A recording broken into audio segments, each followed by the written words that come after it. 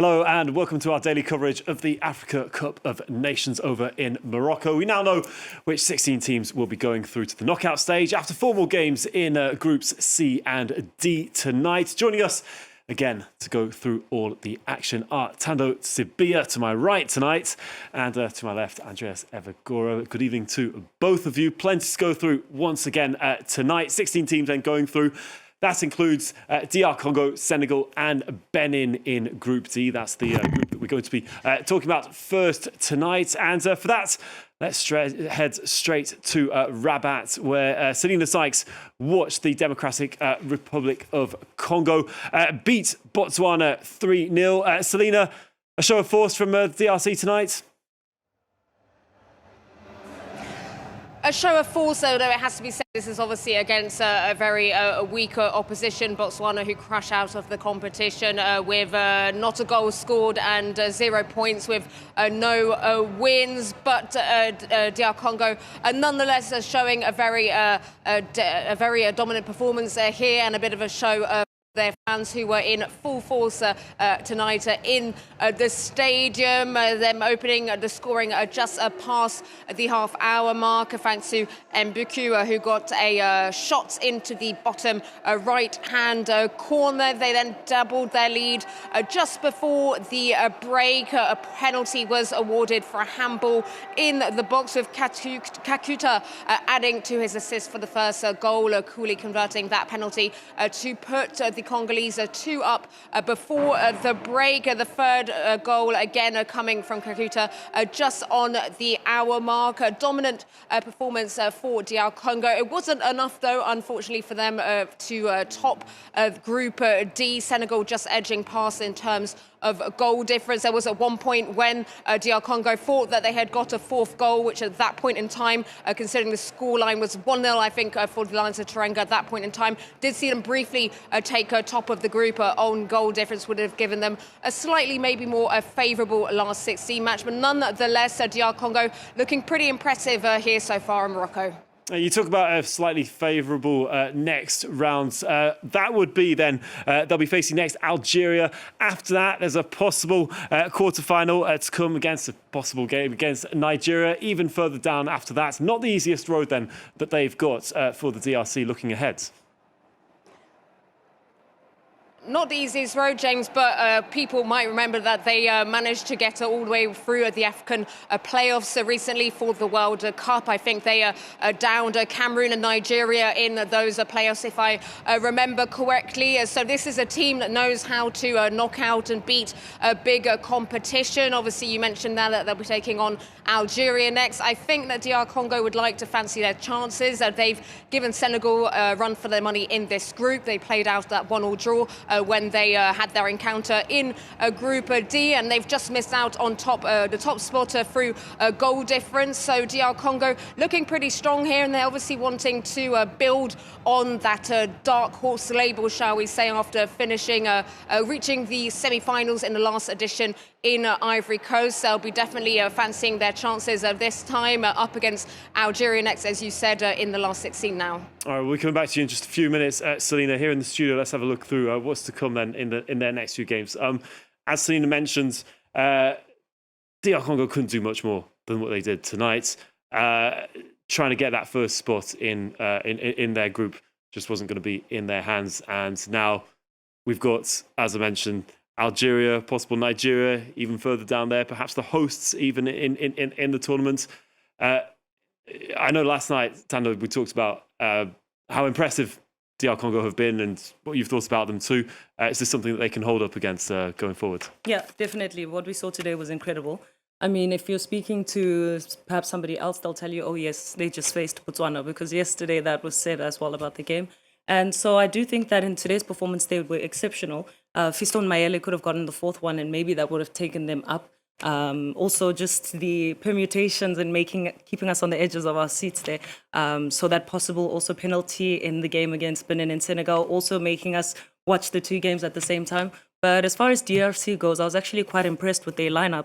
So they had a 4-2-3-1 formation with Fiston Mayele in the front. But we see that Katuta was the one who scored the second goal, and the third goal, rather. And so seeing how they worked with that formation and actually potentially, I'm not going to say for sure, using Mayele as the dummy because he's the outright forward, he's the number 9. But all the time, it was Katuta who was coming into the center to make the final goal scored. And so I think that formation and how they worked around that was actually exceptional and how they moved around it. Also how the coach moved around the midfielders department.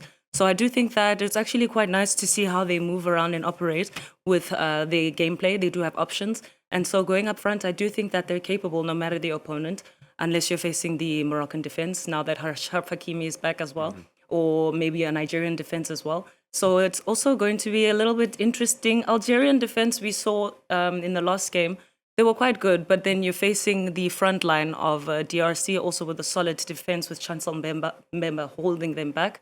So I do think that they made for a good game. Quite unfortunate for them that they weren't able to make it to the top, but at least they advanced to the round of 16.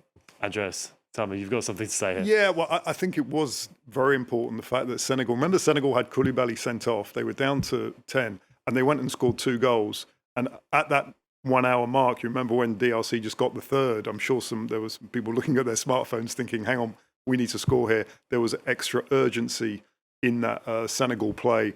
And, they were against arguably weaker opposition, but still a team that's going through.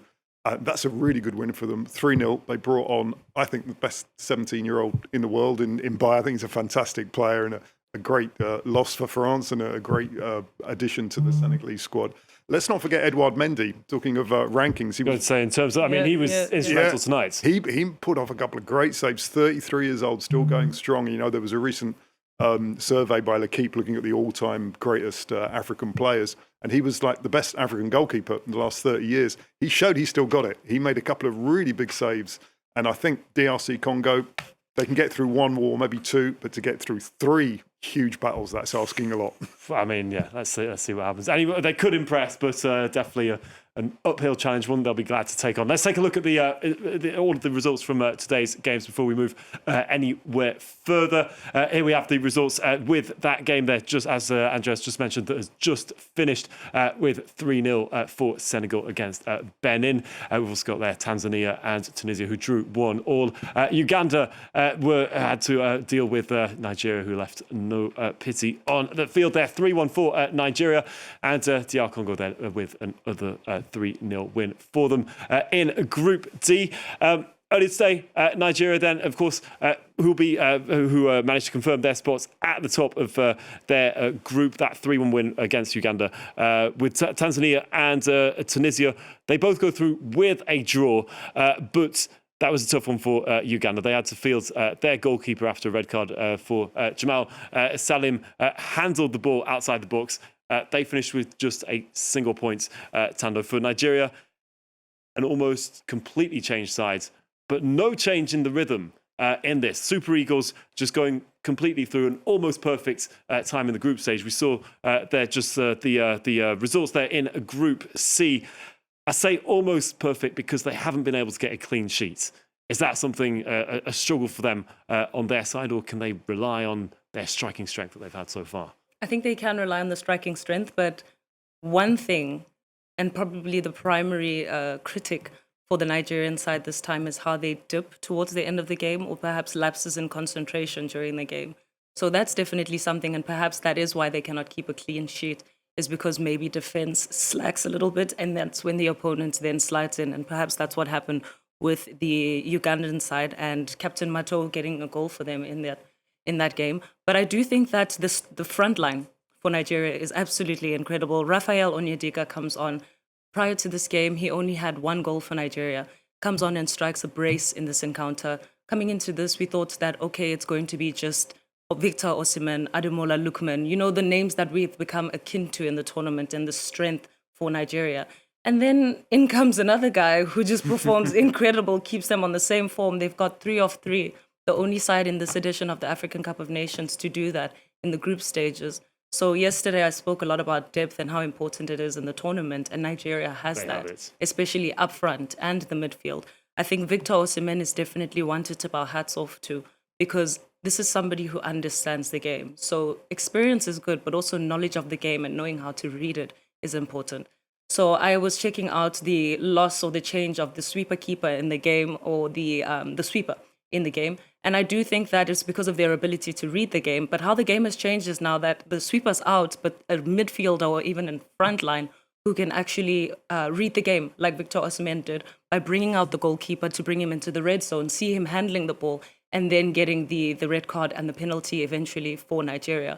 That's the kind of person that you need, who understands the game, to see even where they can use the strengths to trick and then get an advantage. It's not the best fair play, but in a stage like this, especially advancing into knockouts, you're going to need, yes, the strength, mental clarity, but also somebody who has knowledge of the game and knows how to use the game to their advantage. I mean, because they rested, of course, quite a few players who were on yellow cards as a preventive measure for the games going through. Was it a good idea then to keep Osimhen in? I mean, of course, he stood out once again today, but was that a safe decision to make ahead of the game? It wasn't safe. He nearly got a second yellow. Towards the end of the game, when the game was won, he's that kind of player. He just goes through the gears and plays at maximum. But he's the best centre forward on the African continent, I think, by quite a long way. And he's capable of winning a game on his own. What I'm impressed with Nigeria is more on the mental side. Remember, they were eliminated from the World Cup, which was a national disaster for them. And I feared coming into this tournament they may still have a bit of a hangover. It's exactly the opposite. They've been really one of the best sides here. And that defeat in the qualifying seems to have focused the country and the team to put out these really good performances. So congratulations to them. Yeah, as you say, really impressive to see them doing so. Yeah. And, you would think that they'd be coming into this perhaps with their heads a bit low or anything, but it doesn't look anything like it. Of course, they went far in the last tournament, but they look just as alive this time around. Sandro, you wanted to come in. Yeah, I think it's also the continuity, and kudos to the Nigerian Football Federation for doing this and allowing Coach Eric Schell, not giving him the boot after failing to win the African Cup of Nations, because on the African tournament, the African continent, that happens a lot, where coaches get the boot if they don't get the results, and the expectations are really high, but the consequences are even higher. But this time around, they kept him around, and so you have the continuity, which is something that some sides lack. And if you want to see where the stronger sides are doing good, it's continuity. Whether it's in the coaching staff, look at Morocco. They kept Coach Walid Regragui for that long. And look at what he's performing, because he builds relationship with the players, he manages them, he manages the team. And so you're able to evolve. Same thing happening with Nigeria and Coach Eric Schell. You start off with a strategy or even just some kind of philosophy for this squad, and then you build from that. Even if you bring in new players, they understand what they're coming into, and so they're able to keep the standard at the level it is, if not extend it even further. So really big hat off to the Nigerian Football Federation, or even just whoever's involved in the decision-making, for allowing Coach Eric Schell to stay in the game. So you mentioned, of course, the Super Eagles. We talk about Morocco. About keeping the managers in place and building this continuity and building something over time. And as you say, it was very quickly managers can get the sack very, very quickly. They want to see those results. Are these perhaps, Andreas, going to be examples for some other sides moving forward, that we're not going to have this turnaround of coaches, sometimes one a year, that we see in some nations? Is that maybe something that's going to change on I hope so. I couldn't agree more. And I think even on the African continent, it's more important because the players are based all over the world. If you look at these countries, Nigeria, they're in the Middle East, they're in Europe, they're in Africa, they're in Asia, which I think makes that continuity even more important. You can't chop and change the coach. As you were saying, it tends to be at the end of a tournament, you don't succeed, you're out. Miguel Gamondi, let's turn to perhaps looking at Tanzania, which is the opposite example. He took over last month and he's done a brilliant job somehow to get Tanzania through today after that draw against Tunisia. That was a really tough game. I wasn't sure if they were going to get through against Tunisia. Both of those went through. Towards the end, they were both happy with that 1-1 draw. So maybe that's an example of sometimes a new coach comes in with a bit of new blood, and Tanzania through for the first time. They're out of the group stage and into the knockouts, so well done to them, and just confirmation that Tunisia, they weren't actually through 100% this morning. They are now, so they're the last two teams through. And it can, of course, happen that the manager gets fired halfway through the group stage and the team still goes on to win the cup. But that was, I'm sure we'll agree, a freak win in the Ivory Coast last time around that we're not set to see too soon, perhaps, well, as stats are. There was a bit of a subpar performance, meanwhile, for Tunisia. A 1-1 draw that still pitched them up against Mali in the round of 16. Let's go back to Selena over in Rabat. Not the most impressive of performances from Tunisia. This one, Selena, more about Tanzania holding them to a draw this one. And it's benefited both of them, although Tanzania do have that daunting challenge, of course, of taking on the hosts next. Yeah, like you guys have been saying, James, obviously a subpar performance for the Eagles of Carthage, but enough to see them through. And, well, what a result for Tanzania. I don't think many people saw that coming. We actually had journalists in the stand frantically doing the calculations, the maths, and slowly realising that the draw would be enough to see them through. They just sneaked in and got that third best place spot for the last 16. Some very happy Tanzania fans in the stands. They weren't very many, but the few that they were, well, they were going absolutely wild. Moroccan locals getting in on the vibes there at the stadium. As you said, it was a subpar performance for Chizzy, who needed that penalty by Gabi to get the goal for them just before the break. And then Tanzania out of nowhere equalised just after half time, thanks to Salem getting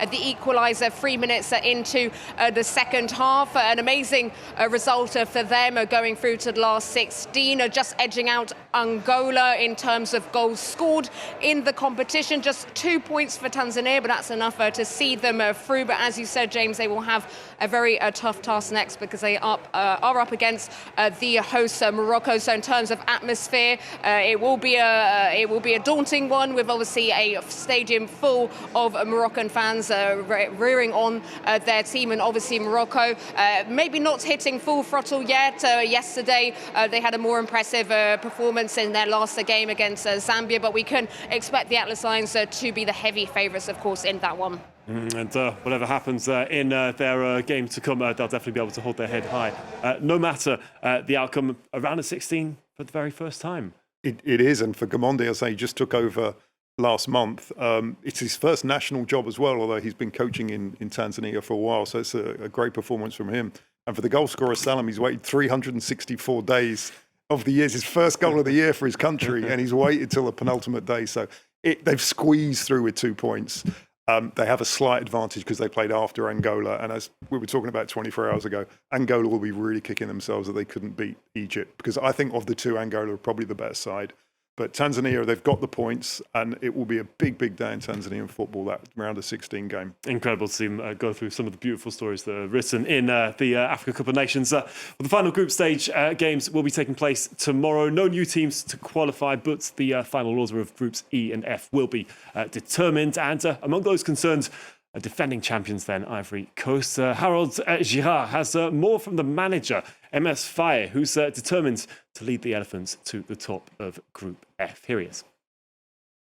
The Ivorian team locked in its advance through the last 16 after Sunday's draw with Cameroon, but coach MS Faye says that the Elephants still takes very seriously this final group stage game against Gabon, and are very determined to finish top of Group F. The defending champions will chase for the maximum 7 points, but Cameroon is also currently at 4 points and still has a chance to take the lead in that group if it wins its showdown against Mozambique on Wednesday night. The Elephants aren't expecting Gabon's punters to give up without a fight. We're about to play this game like we weren't already qualified for the final phase, and like Gabon weren't already out. We won't do any calculations. We won't think about the final phase. We're going to play to win. It's as simple as that. We know that every team that plays against us wants to win, whatever's at stake. A friendly game, AFCON, the World Cup, teams want to take us down. So I'm not surprised that Gabon's team said they want to win against us anyway. Still, it will be a less pressured game than Ivory Coast's previous matches, and a few players like Oumar Diakité, who haven't had much time on the pitch, might get a chance to show their talent. Kickoff is scheduled at 8 p.m. local time at the Grand Stadium of Marrakesh here on Wednesday night. As we've said, no new teams to come through tomorrow, whatever the results, but still pretty exciting day to come, especially in the Ivory Coast group. It's very, very open. I mean, Cameroon and even Mozambique could be pushing for a higher spot. Who's going to make it to the very top tomorrow? I think there is an advantage because the winner of that group plays Burkina Faso. No disrespect to Burkina Faso, but second in the group, South Africa, and then Morocco. So they probably want to avoid that part of the draw. Amad Diallo looking for history tomorrow. He's looking to be the first Ivorian to score in 3 group stage games. The last one to do 2 was the great Yaya Toure. Word for him, the great defender, midfield player rather, who might have his bit of history broken tomorrow. For Gabon, their rivals, well, we're talking about the successes. Gabon have been a real disappointment, haven't they? Maybe that was something to do with their really heartbreaking World Cup elimination. Aubameyang, second oldest scorer ever in the AFCON this week, but he's already home. He's injured. He's already flown home. He's already going back to Marseille. So it's been a tough couple of weeks for Gabon. Absolutely. Well, there's a tough one to predict on the other side in their group. Mozambique taking on Cameroon. They picked, of course, their first ever win, Tanto, in the tournament when they beat, of course, Gabon. Can they do it again against Cameroon, or is that a step too high for them? Tough one to say. I really want to say that Cameroon can take it easily tomorrow, especially after the 1-1 draw against the current champions Ivory Coast, also seemingly one of the strongest sides in this edition of the African Cup of Nations. But I do think that Chipolopolo is capable of holding them a little bit tighter than what we expect them to do. So maybe defensively they are going to be quite strong. As far as going up front, especially if you're a side that are facing a giant side in this African Cup of Nations, initially it's going to be a start of defense, and then maybe when you get the chance, a counter-attack here and there. So perhaps looking out at who's going to be coming up front for Mozambique in that particular encounter, but then also looking at Cameroonian defense and how difficult it can be then for Mozambique to crack something through. Also, when it gets to this critical stage of the tournament, it's going to be important that there are no mistakes, because that's the points where the opposition can capitalize, and very quickly. And I think the Mozambican side has shown that they have the pace and they They can be hungry. Exactly. They can be hungry, and just the rapidity as well in the box, the quick passing that can make it past the Cameroonian defense. A trend that I've been seeing in quite a few games and how the games have been scored is that there's always an unmarked number 9 or forward in the middle of the box.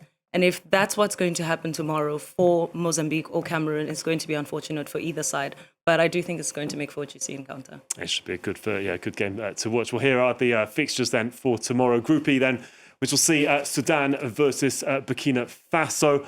Both sides have 3 points each, while this will be important to determine the order of the group, with both then on those 3 points there. The group's leaders, Algeria, face last-placed Equatorial Guinea. A turnaround from what we've seen in previous editions. Equatorial Guinea going home early. Algeria are out of the group stage for the first time since 2019. Tando, that was the year that they were crowned champions. Is this the right year for them? I mean, seeing them go through the knockout round, we haven't seen that for, what's it been now, 6 years? It's a tough one to say, especially in this edition. The competition's really tight, and I think it's still too soon to say. At the beginning of the tournament, Andreas said it's a marathon and not a sprint. And I think in the marathon, we've only clocked the 21-kilometer mark. So we're only not even halfway. Let me just say 15-kilometer mark. And if you've done anything of a long distance run, you know that that is nothing. You still have a little bit of glucose in your system, something that's keeping you going, adrenaline. Your mind is still strong in the game, in the run. So if we're going to look at it the same way, this is only the beginning, and it's hard to tell, especially seeing who they can be facing. And that's what makes it a little bit more challenging in the tournament. So it's not only about the opponents, but it's also about the mind that they come into this encounter, or whatever encounter that they have against their opponent. Yeah. And mindset that has evolved certainly for Algeria. That's definitely something that let them down a lot. I think one thing also that we were all looking at with bated breath is Zidane in the sticks. In the last encounter, can the name just bring a nation? I hope so. I mean, it's his first call up, but I think in the last game, my observation, and it might put me in trouble, I don't know, but this is just what I saw. Defense saved him a lot. There was one last strike that was taken, and it went straight to his chest. It was a good one, and it was a very crucial moment. And had that gone through, then it would have changed the momentum of the game. So when it matters, he does what needs to be done. His positioning is good. I just need to look up who is the goalkeeping coach, because they also do a considerable amount of research. And I think we spoke about that, Andrea, a couple of days ago when we were speaking about how intense the training is in the goalkeeping department, where sometimes you can even have a goalkeeping coach coming to tell you that when you face this opponent, he's going to shoot it left, right, or so and so. So when you've done that research, and with the Zidane coming in with like an encyclopedia of football family, you can only expect for the guy to understand the game, but it does come down to him.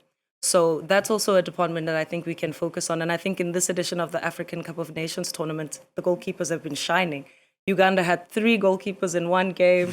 Earlier on, we almost saw a goalkeeper coming out. So it's going to be an exciting thing. I'm looking out for Zidane. I'm looking for the Algerian defense. Up front, we know they have Riyad Mahrez, not the only one, but the provider. Similar to what Sadio Mane did in this Senegalese game, where he's the feeder. He's not the star of this tournament, but he's providing for the youth to know how to receive a goal. So speaking to the continuity plan and the philosophy of a certain squad, and how there's that provider who then gives the confidence to the younger or less experienced players to then perform and to carry out. Because if he's the talisman of the game, and now I'm speaking about either your Mahrez or your Sadio Mane, then he's obviously going to be a target. And you will find some teams who don't necessarily care, or some defenders who are incredibly relentless and are willing to take that risk and take that tackle. So you don't necessarily want that outright talisman in the game. You want the provider. So for the Algerian side, you have your eyes on Riyad Mahrez, and I do think that there's also some very interesting players as well to look out for in the squad that can support the front line. But then in defensive side, I think that's going to be a point that we can definitely look out for. They've done quite well so far, but I think with whichever the opponents that they're going to be facing, because bear in mind, whoever's advancing in this tournament is quite strong. And so it means there's pace. It means there's more knowledge. It means there's more better reading of the game. And so that's going to be what brings it down to the wire. So interesting to see what Algeria will do with it. Absolutely. There's a whole nation looking behind them very, very closely, a football-mad nation who are waiting for a lot from them. We're going to have to leave it there for tonight, but we'll be back with plenty more tomorrow on the games to come. Thank you to both of you, Andreas and Tanzo. We'll be back same time tomorrow night, 10 p.m. Paris time, after those games, to go through the rest of the group stages in this Africa Cup of Nations. Until tomorrow night, have a good night and see you then.